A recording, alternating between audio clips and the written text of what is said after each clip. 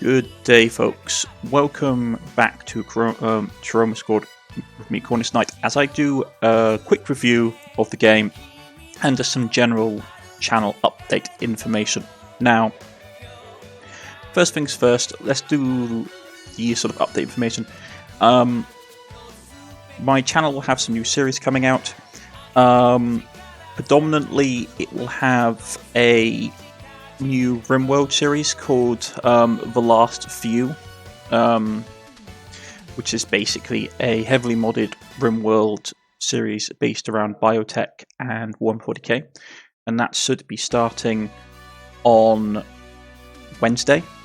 I will have the mod list for the game up and done, probably not by the time the first episode releases, but by at least the second episode releases, you should have the mod list for that. But I cannot make any promises because obviously with the holidays just around the corner, my schedule is relatively packed.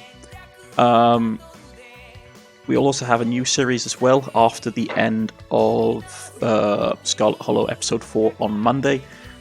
I do not know what it's going to be yet, so you have to wait and see what it's going to be.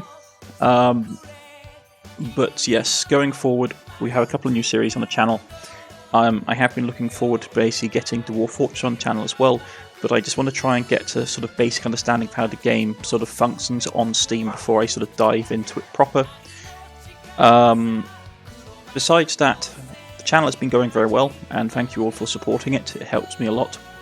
But for now, let's dive back into Chroma Squad and we'll review it. Now, after playing through Chroma Squad, my opinion of it is fairly balanced. There's some things I dislike about it, and some things I really like. For one, I've always got a soft spot for this sort of action style, sort of superhero squad, like shonen sort of style of sort of TV show. Due to the fact that I grew up in the 90s,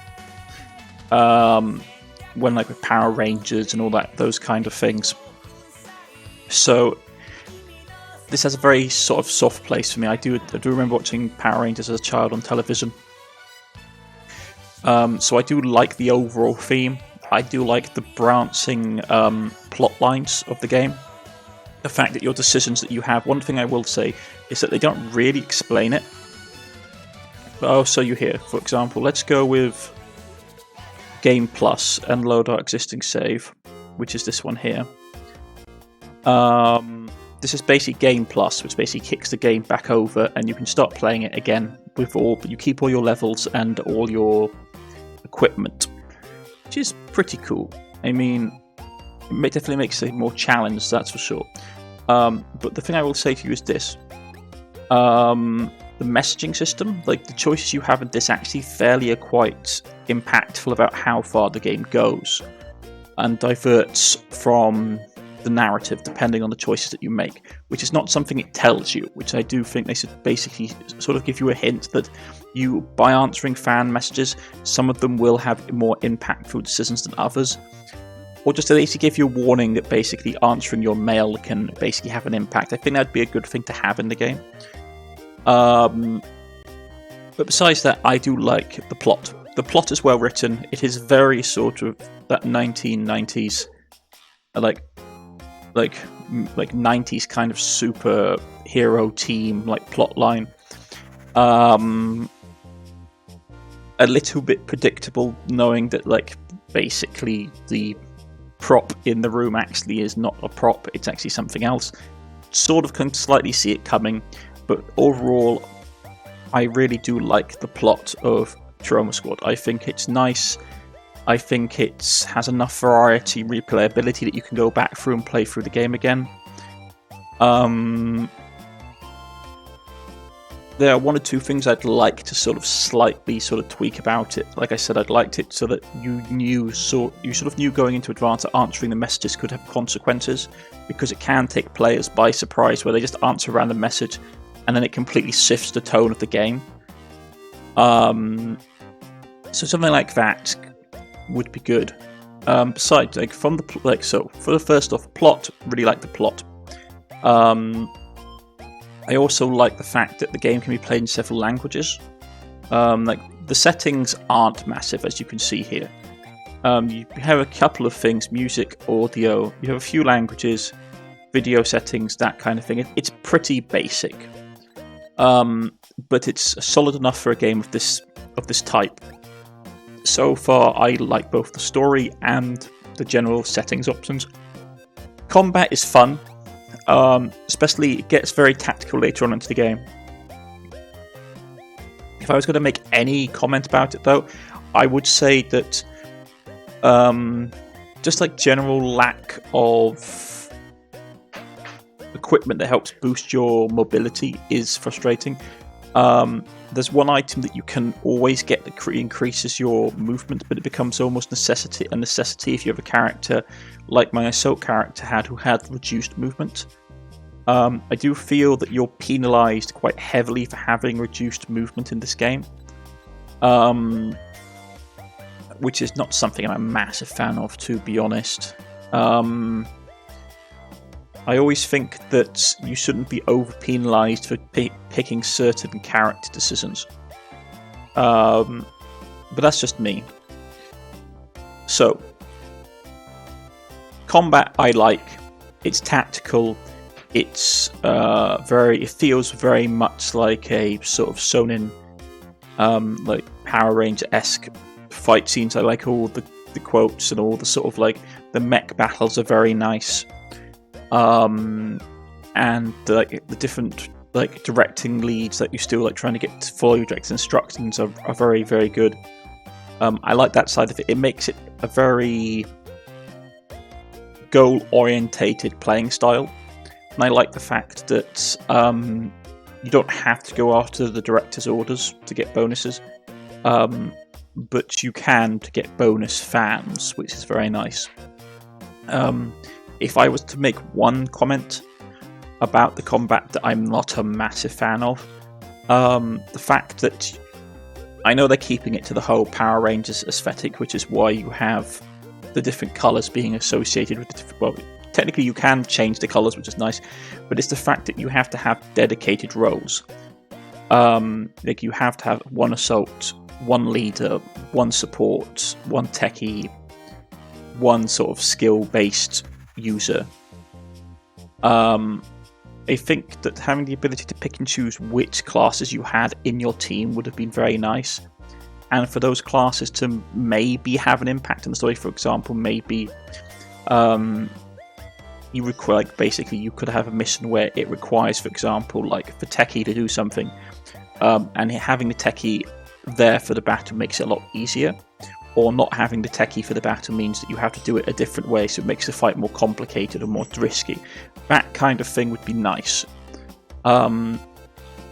It did very much feel like, okay, I've got these 5 classes, I need to pick a character for each class which really benefits the style that class is playing into, to get the most out of that class and that character.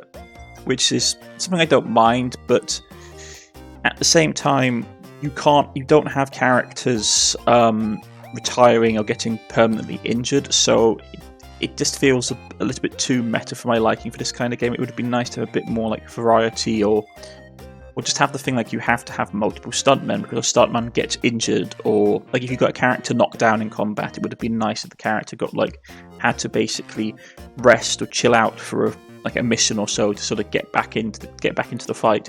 There's something to give a bit of more of a risk to being knocked down in combat, which there isn't really in this game once you get beyond a certain point.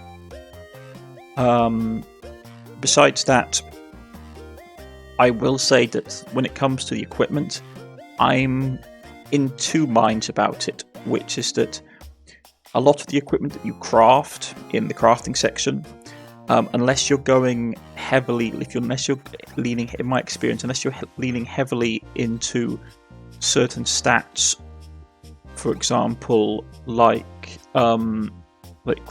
critical dodge or counter, a lot of your gear just doesn't matter. Like, I didn't make a ton of stuff, partly because the stats that I wanted, such as attack, health, that kind of thing, I couldn't always guarantee with the crafting. and it's like, okay, I want to boost up my offensive stats. I said, like, I want to have a weapon, like, for example, I wanted to have this weapon. I wanted to basically have it where it was more aimed at just increasing their base damage. And I'd make it, and it'd be like, oh, okay, it gives me dodge. And it's like, well, okay, I didn't want that. I can just go and buy a weapon from the shop, and it gives me a better stat increase or stat preservation than, say, something I've made, which is personally a bit of a bugbear to me. I found that the crafting system, especially at higher levels, became increasingly unreliable by the fact that, because unless you lean heavily into these stats here, these 3 bottom stats, whenever they pop up on anything you create, they're basically shaving resources off key stats.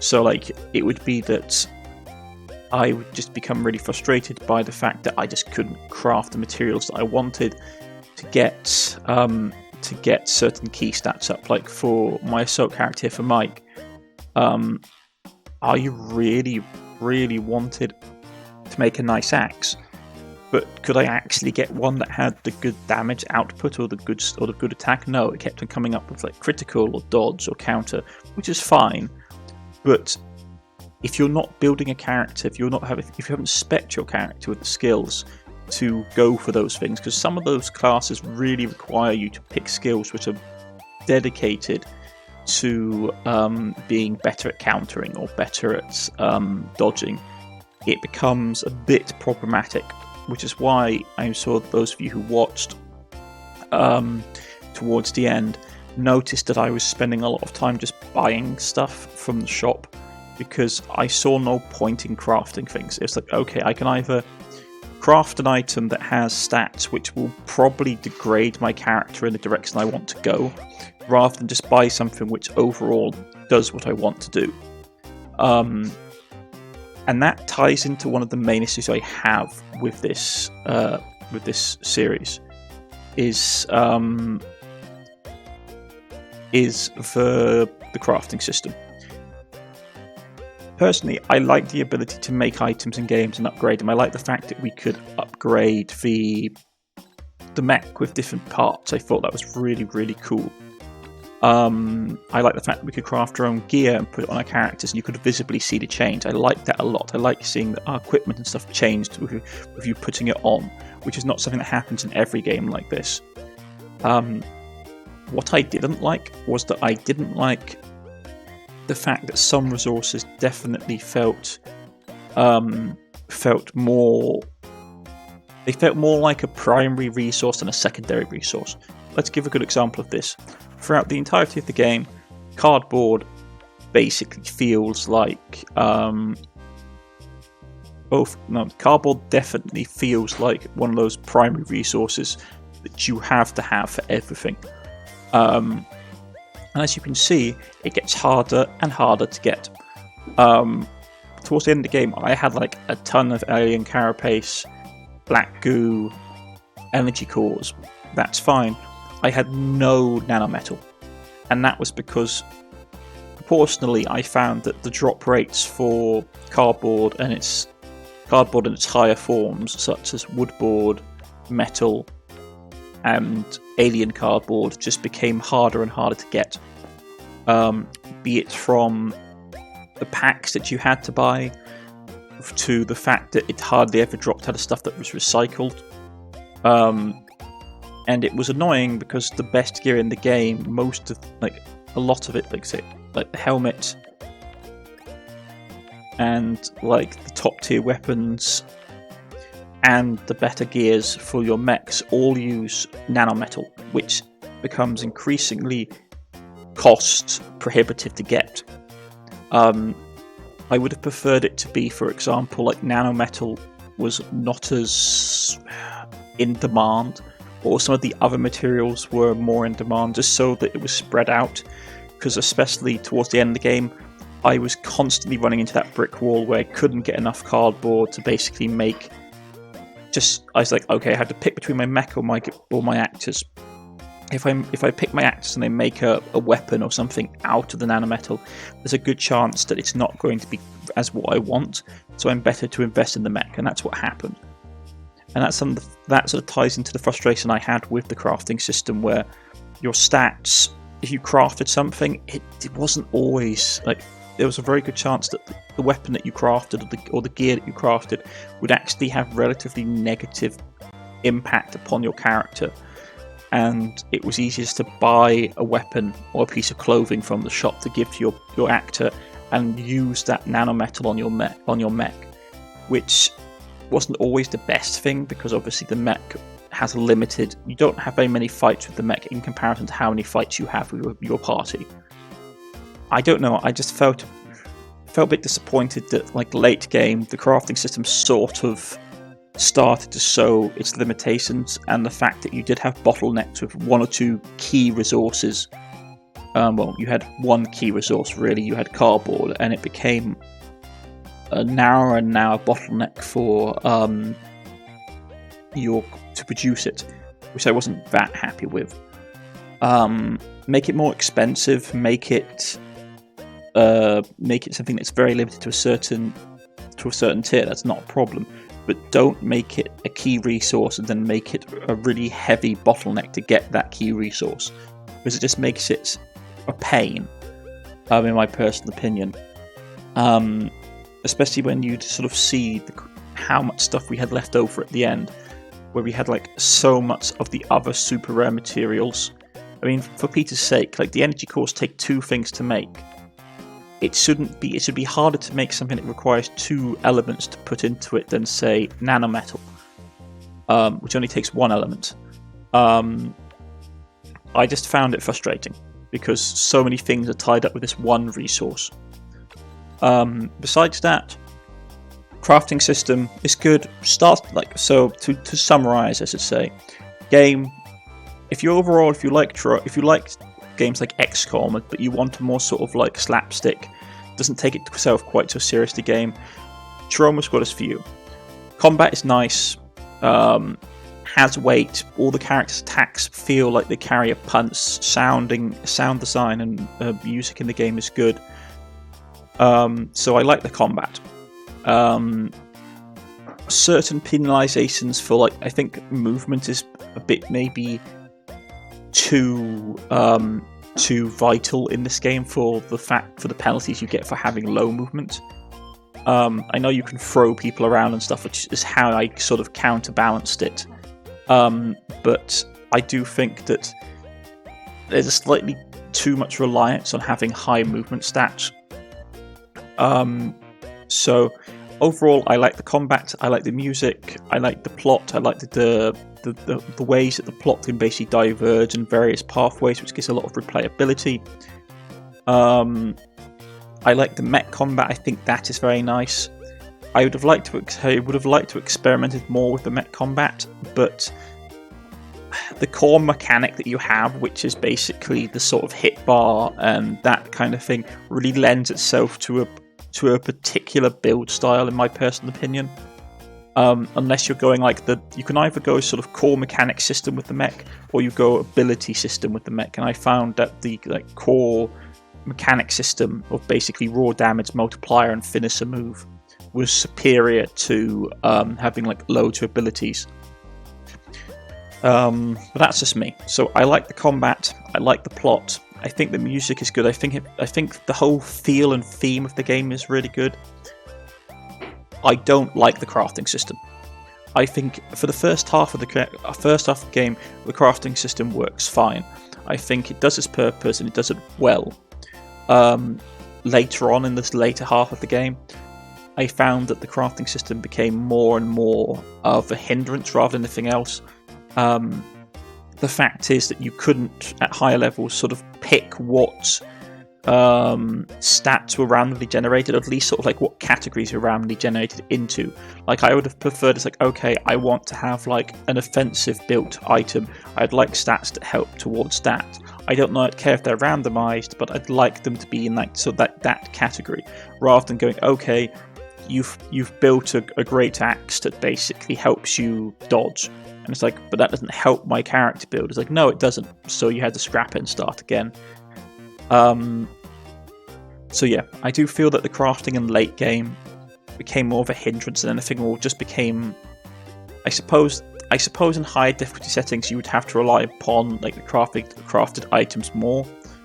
But that's, I think, a bit of a flaw where you have a system which is much more aimed at higher difficulty to make it more useful. As I have said, I don't like the bottlenecking of a single resource, which is considered to be a key resource.